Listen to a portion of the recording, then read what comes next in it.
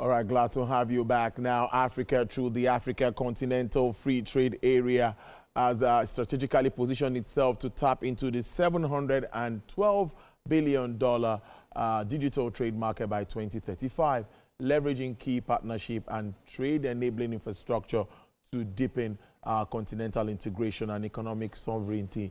Mr. Wame Kelemene, Secretary General of the AFCFTA Secretariat, made this known on Wednesday at the 2025 Afreximbank annual meetings in Abuja. According to him, the protocol on digital trade is central to Africa's AFCFTA strategy for unlocking the potential of Africa's growing digital economy. He emphasized the critical role of Afreximbank in providing the financial architecture required to support the AFCFTA's implementation, especially in reducing and eliminating tariffs and non-tariff barriers. Among the tools introduced in collaboration with Afreximbank is the Pan-African Payment and Settlement System, PAPS, which enables intra-Africa payments in local currencies, reducing dependence on the US dollar and lowering transaction costs. My guest is Dr. Bamidele Ayemibo, our export doctor, lead consultant, CEO, 3T Impex Consulting Limited. It's good to have you on the show. Good afternoon. Good afternoon. How are you today? Fine, thank you. Well, I'm sure that news came to you as a positive one. I think looking at digital trade and the opportunities with the AFCFTA, first help us understand how achievable this is, because it looks like a tall order to me. No, I don't think so, actually, because digital trade is just part of the trading services. And trading services has been growing at a very, very, very high rate since COVID.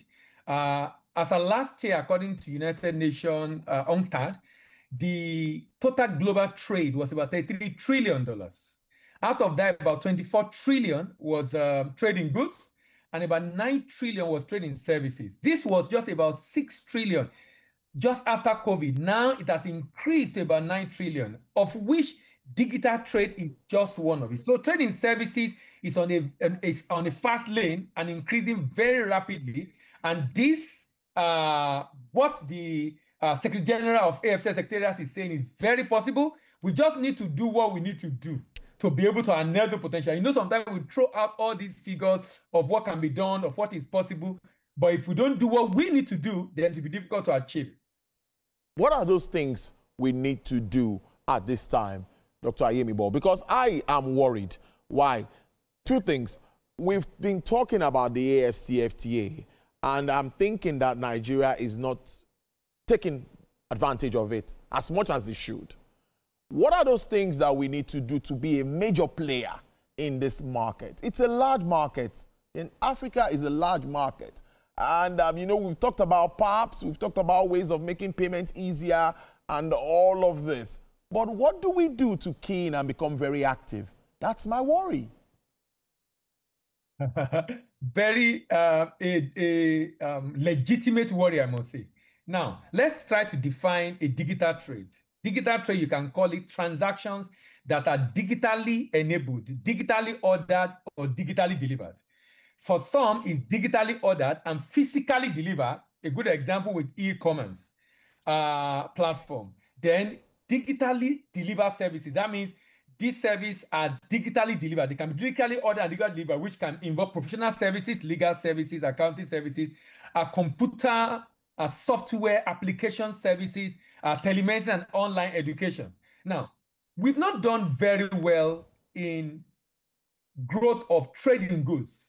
And I think the minister is trying to leverage on the energy of Nigerian youth and the interest in technology to be able to see how we can leverage trade in services. So when you talk about digital trade is just trade in services. Now, if you're going to be able to take advantage of this, then we need to support in a lot of ways. You know, recently the telcos increased their rate. So the rate of data in Nigeria today, internet connectivity in Nigeria today has been on the rise, been on the increase. So if the government is going to be able to achieve its objective, particularly the Minister of Trade on digital trade, then there is need for serious support for the targeted young people or entrepreneurs that is supposed to leverage this opportunity and trade within Africa. So developing robust digital infrastructure is very important. Expanding our broadband assets. I know the Minister of Digital Economy, the Minister of Digital Economy, yes, Minister of Communication and Telecommunication is doing a lot in this regard. I know there is a plan. I don't know how far that has gone. The plan to ensure the increased connectivity in the country using fiber optic network and leveraging satellite internet like the one Elon Musk is doing. Then data center and cloud infrastructure also is very important. Encouraging investment in local data centers to support data services. Some private sector are doing this already. Ensuring data sovereignty and, of course, reducing latency. Then reliable power supply. So this is why I said brilliant ideas of what the minister is trying to do, but we have some challenges. Power supply, just the way power supply is affecting manufacturing. Power supply also will affect how much we can do with digital trade. So addressing persistent power deficit, a stable and affordable electricity is foundational for running digital platform and data center and data infrastructure anywhere in the world. So what that means is that we need to identify what are the issues we currently have and be able to find solution. Maybe it might need, just the way in for manufacturing you have centers, hubs, where you will be able to have businesses coming together and sharing facility for manufacturing and production, something like that. I mean, we have CC Hub in Lagos and a number of other hubs like that. That kind of initiative might be able to help in this regard so that you can have enough power to support this. Now, in addition to this, Pan-African payment settlement system is on. Nigeria is part of it. Other African countries are part of it. However, even in Nigeria, not many banks have connected to the Pan-African payment and settlement system. If we are going to be able to trade digitally, payment must be seamless. Payment must be seamless. AFCFTA have already solved the problem building the infrastructure.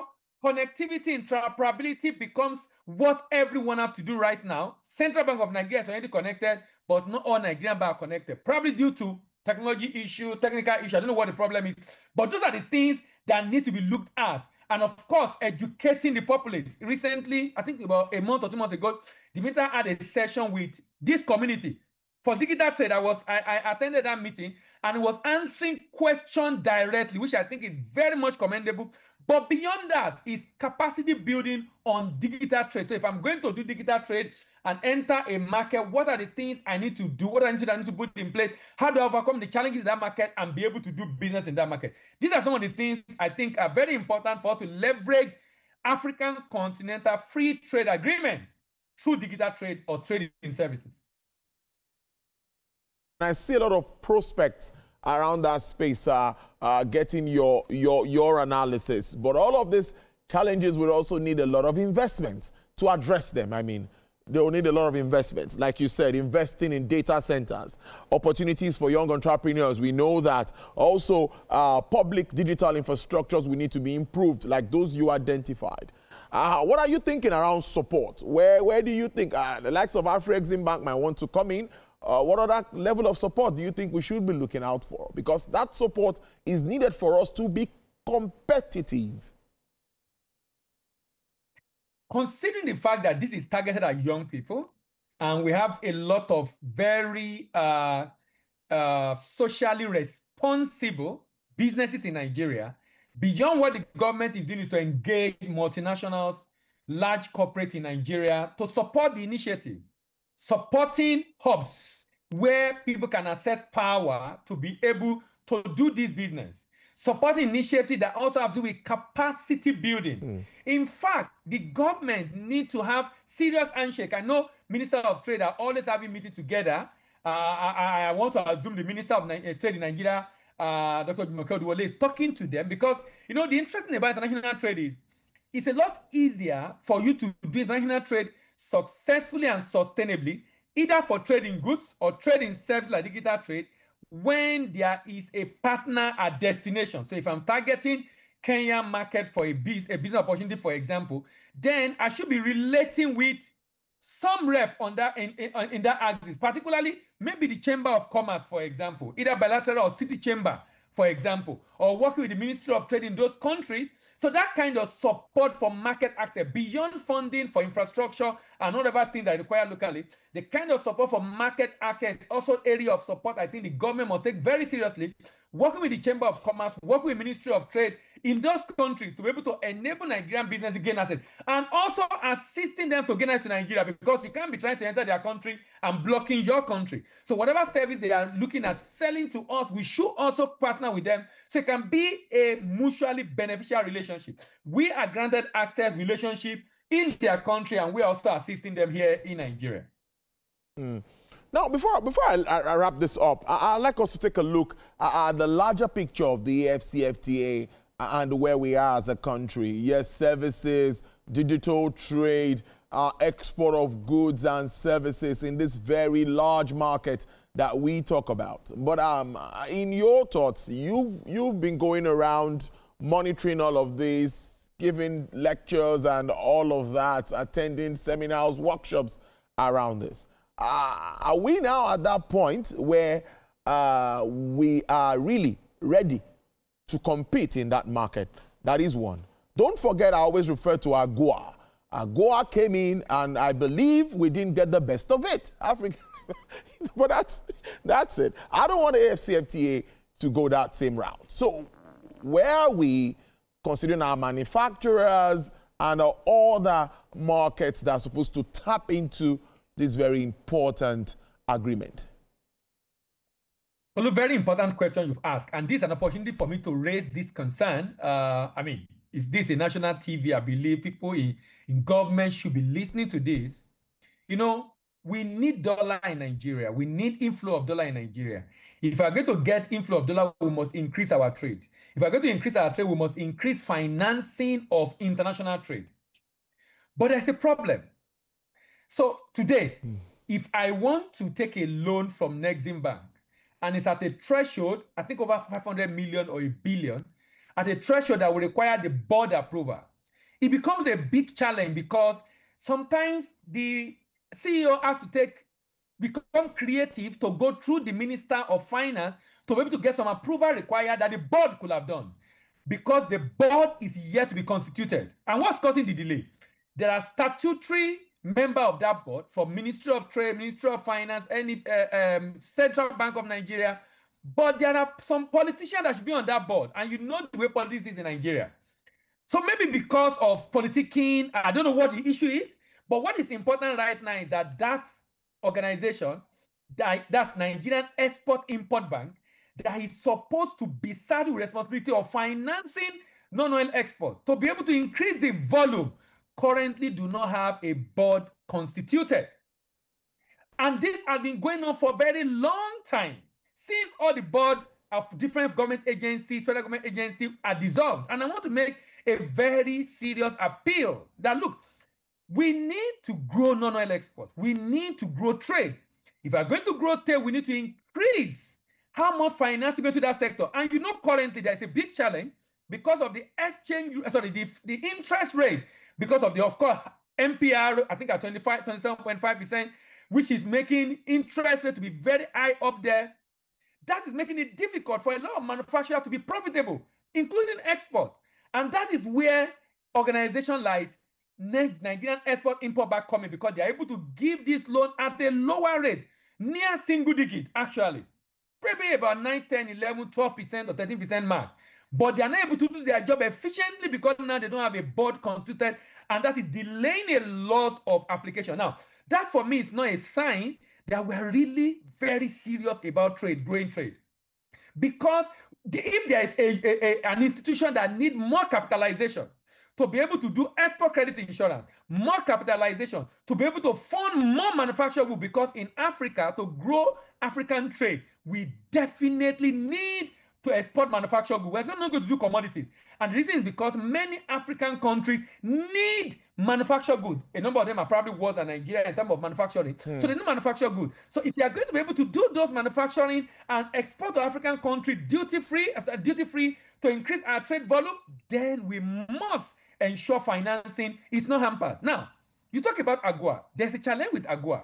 With what is happening in the US right now because of Trump, and with the 14% on Nigeria and 10% on a number of countries in Africa, and some even having 15, 30, or even 34%. Now, AGOA, in my opinion, is dead. Maybe if it can be revived when another president comes in another 4 years, I mean, 3.5 years from now. But the issue is that when AGOA was running for over a decade, we did not maximize the potential of that agreement. And the reason is still the same problem, the problem of export readiness on the part of the business and the issue of government taking non-oil export, giving it priority. It's not being given priority. When the government begins to give it priority, then we have a lot of support coming to the sector, and then that can dovetail into, and that can come in form of incentive. Because when businesses know government is supporting this sector and there's an incentive in that sector, people are going to come in and do what is necessary to be able to partake in that incentive being given by the government. Dr. Bamidele Ayemi Bamos, thank you so much for your time. I think we need to have a session analyzing AGOA and AFCFTA, just breaking it down and, you know, making Nigerians understand what that is. Lead consultant, CEO, 3T Impex Consulting Limited. Please do enjoy the rest of your day. And thank you so much. I know it's been a stressful day, but thank you. I appreciate your time. Thank you for having me, and bye.